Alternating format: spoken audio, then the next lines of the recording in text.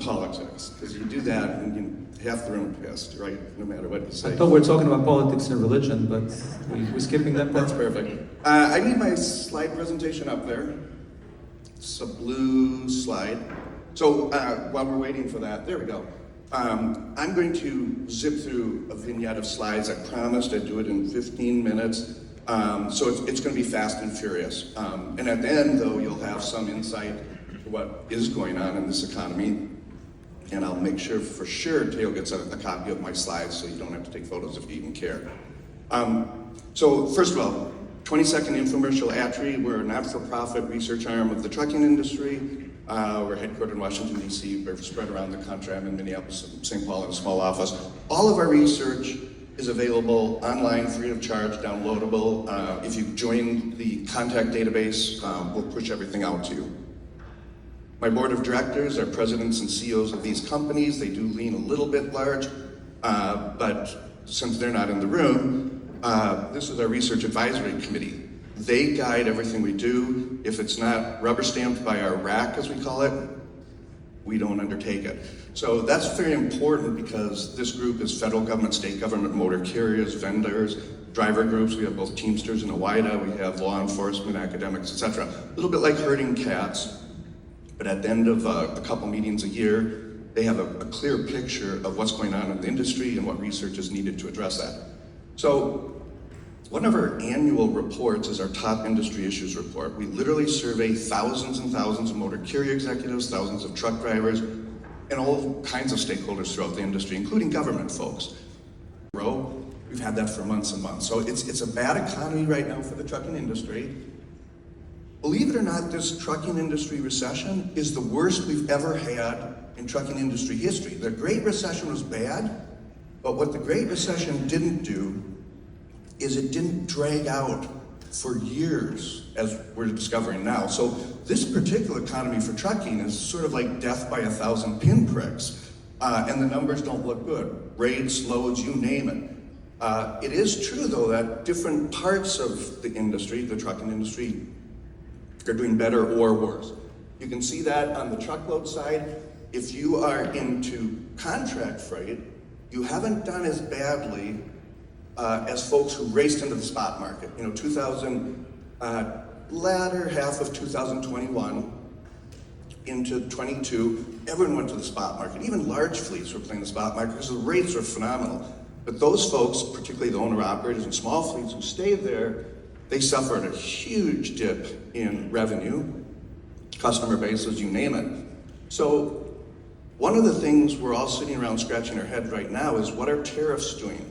And again, you can see this here. Mostly just look at the numbers. These are container movements at LA Long Beach, the largest port in the United States. Severe drops.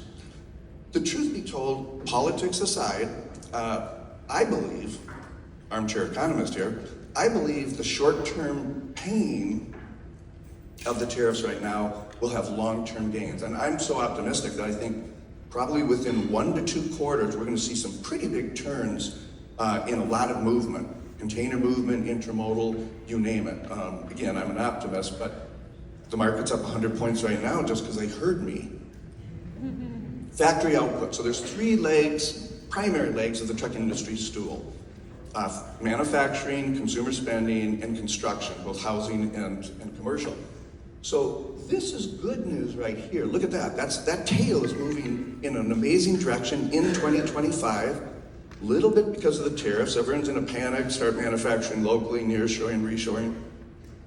But you see these lines here.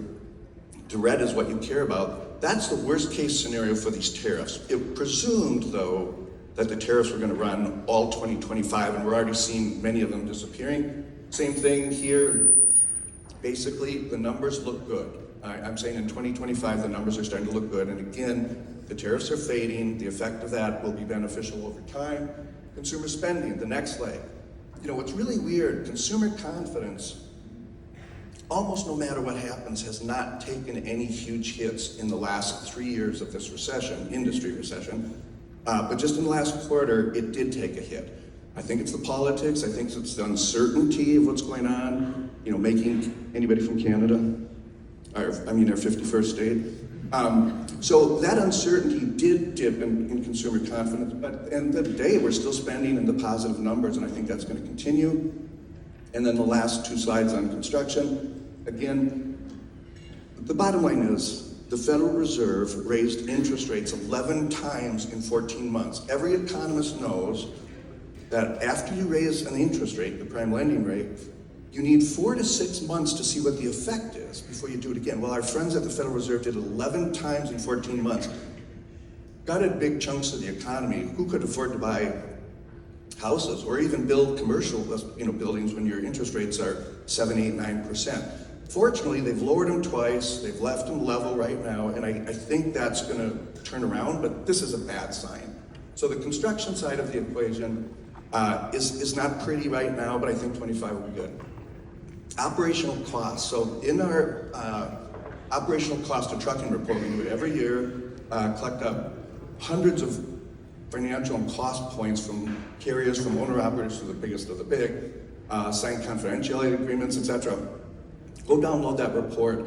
Very important report. It'll tell you line item by line item what cost centers are going up and down. The good news is, and by the way, in 2023 data released in 2024, the highest ever recorded in our operational cost of trucking. The cost per mile, cost, forget revenue, was about, across all sectors and fleet sizes, $2.70 a mile. That is a hard environment to keep the business open. So what happened? Well, we're seeing thousands of trucking companies leave the marketplace. Bankruptcies, closures.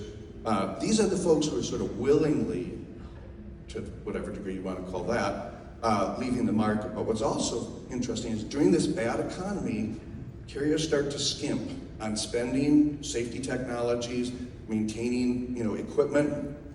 So what we find out is FMCSA is revoking authorities, again, hundreds and thousands of trucking companies. The good news is good folks in this room who are profitable, conscientious, they're going to find capacities down, pricing will go up, and I think that's all going to happen in 2025.